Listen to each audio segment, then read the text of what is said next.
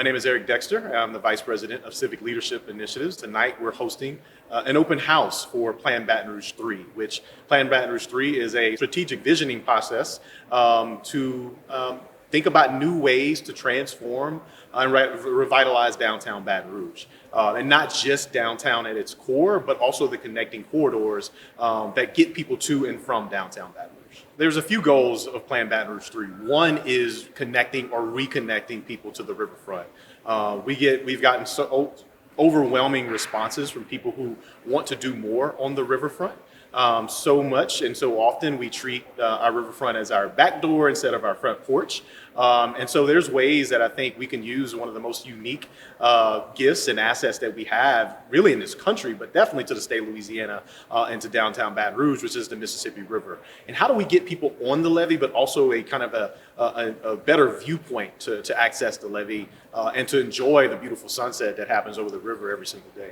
We really want to build on the success of previous plans of 1 and 2 that have happened over the past 20 years, which those plans resulted in over $3 billion worth of investment from a public and a private standpoint. But one of the things we want to do this time is also take this as a regional approach, understanding that downtown Baton Rouge is kind of the central business district for the region, but it's also the home to federal courts and a lot of city parish offices. And really it's the home of state government as well when you consider it's the state capital where a lot of your legislators come here every year to do the people's business. And so we want to make sure that anyone that comes here, whether it's for work or for visit or play, takes ownership in this planning process and what the downtown is going to look like in the next 10 to 15 years. There's a few ways that the community can continue to get involved. One is by showing up to open house events like we're having tonight. We'll have subsequent events throughout the rest of the year, but you can also go to planbatonrouge.com. That's planbatonrouge.com, and you can see some of the planning process,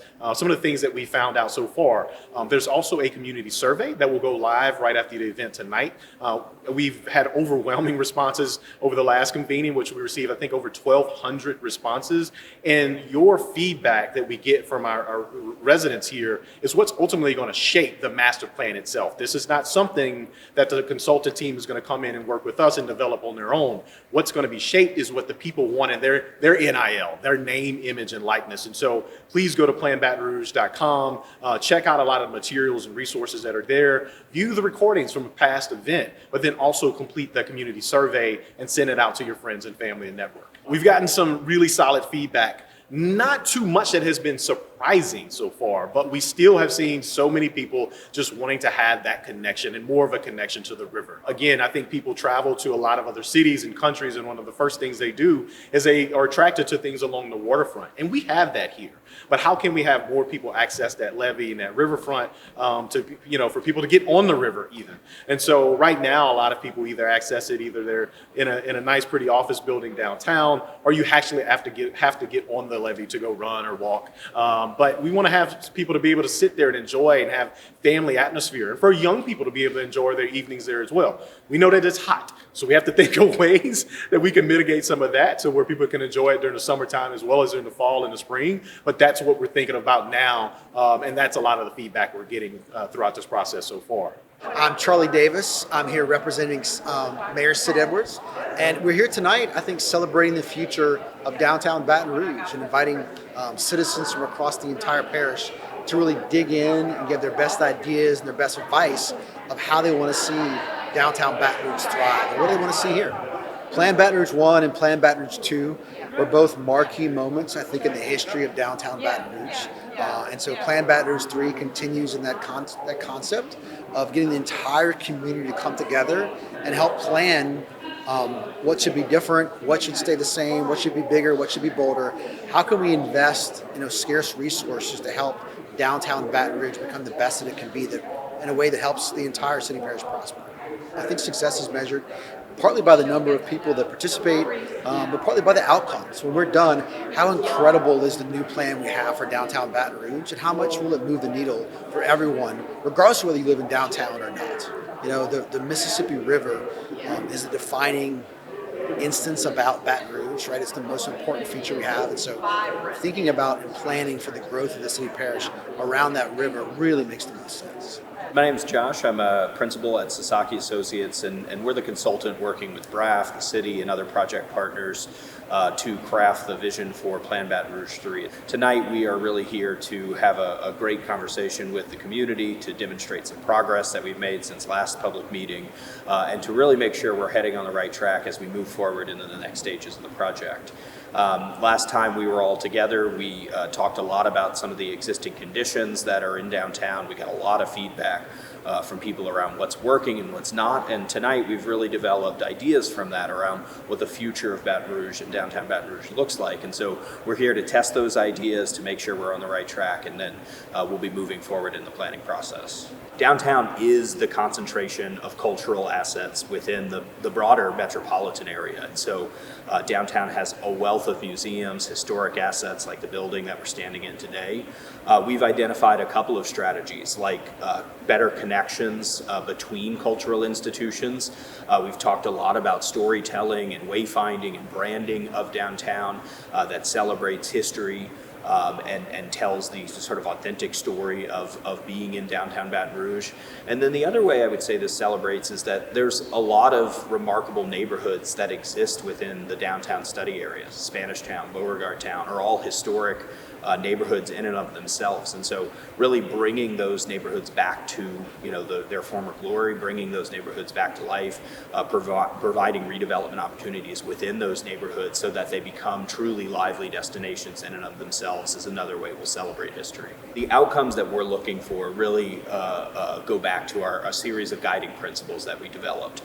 First of which is establishing a stronger market diversity. So we'll be looking to bring in new job opportunities, new anchor industries into downtown that may not exist right now. And that could be anything from student housing to medical institutions to other partnerships that don't quite exist now. And so if we really think about those opportunities as a great asset and a great outcome. Another outcome we'll be looking for, and a measure of success for this, is how we focus on the riverfront and establishing a new riverfront experience in downtown that really is screaming for that. One of the greatest assets that downtown Baton Rouge has is its proximity on the Mississippi. And so we're looking to identify a couple of strategic projects along the riverfront that we can really invest in, creating new development opportunities, new public space opportunities, new access opportunities along the riverfront. I think for success, I would really talk about the sort of economic benefits of plans like this.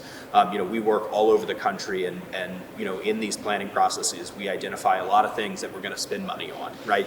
But the real opportunity is, what is the return on that investment? So how do we take public dollars, invest in downtown, and ultimately see a private reaction from that? And so new housing, new development, new businesses coming into downtown and celebrating those public investments. Ultimately, the goal of Plan Baton Rouge III is to create a roadmap for future investment, and not just public investment, but how do we catalyze private industry to take on objectives of this plan, such as new housing growth, new businesses, really creating a thriving ecosystem and thriving environment in downtown. Community feedback is vital to this planning process. The things that we're going to be talking about tonight are a direct result from the first round of public engagement. So we had hundreds of people show up to our first public meeting. We had thousands of people do the surveys. The words that were written, the patterns that were left in the maps that we had, those ultimately resulted in the recommendations that we'll be making tonight. And so the feedback that's gotten tonight will go directly into how we prioritize the types of improvements that we're talking about, what we emphasize within the plan, what we don't, as well as what are the sort of specific ideas that ultimately come out of this. Tonight we're still talking fairly high level, and so there's a great opportunity to continue to provide feedback. And so I highly encourage people to come to the event, highly encourage people to go to our website and get the information about that. Spread the word yourselves on social media and within your networks, because the more voices that we have in a planning process, the more real it becomes, the more champions that we ultimately have. We want everyone's ideas and everyone's input, not just because we want their buy-in, but because we want the best of Baton Rouge. The young, the old, the whole variety of folks that live here. to come together and help plan what the city's going to look like. We can design the place that we want to call home. Now is the time to get involved. Now is the time to get engaged. Don't sit back for the next 6 months and then complain 60 years from now you don't have what you want to have in downtown Baton Rouge. This is our opportunity to help the city thrive. I hope people take from tonight is that this planning process cannot be done without you. This is your feedback in action. We've taken feedback and your perspective from the last few months and baked it into the plan that we have so far. And we're about halfway through this planning process. And so we've done the initial landscape analysis and the initial feedback from the surveys we've received. And now we'll start to look at some big ideas and special interest areas in the downtown area. And from there, we'll start to get more in the specifics of the details and to do an additional visioning process. But this cannot happen, again, I just want to reiterate that it cannot happen without your input and your feedback, because this is your town, or it's your state, this is your downtown, that we want to make sure that it looks and feels the way you want to see it. For more information, you can go to planbatonrouge.com. That's planbatonrouge.com. And again, on the website, there'll be a survey that'll be live. That'll be a mapping tool where you can kind of pinpoint things and areas that you would like to see developed, areas that you don't really care for as much, but also look at additional resources from previous plans. So there's additional information on there from Plan Baton Rouge I and II, so you can see what has been done over the previous 2 plans for 20 plus years, because downtown today in 2025 does not look like what it looked like back in 1998 when Plan Baton Rouge I started. And so we're able to go back and look at some of those lessons learned from the previous plans, from one that started in 1998, and then from Plan Baton Rouge II, which was 08, 09, and see how far we've come, and then what do we do now to usher in that next wave of motivation, of momentum and energy into the downtown area for the next 10 and 15 years.